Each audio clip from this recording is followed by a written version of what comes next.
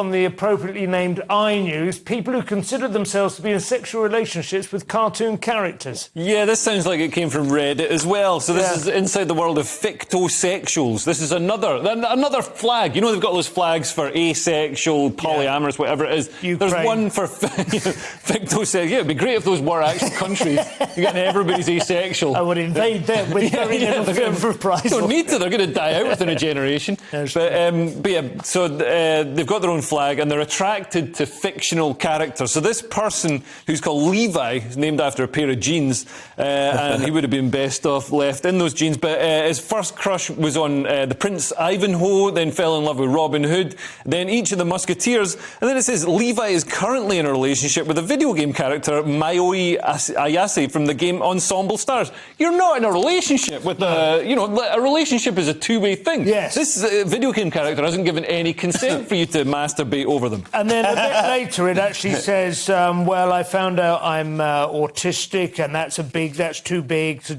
impose on anyone else at the moment, and I'm also transsexual, so this just feels a lot safer. Well, it is safer because it's nothing. It's not a thing. And also, happening. All those things you just described are all the required things for a Guardian reader to go on a date with someone.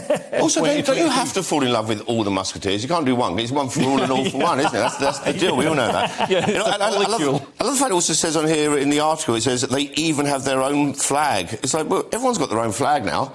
That's the world we live in. You believe a thing. But to say something really controversial and upset a load of people here, when it comes to falling in love with fictional characters, and I know many of you won't agree with me, but millions of people love this bloke called Jesus, right?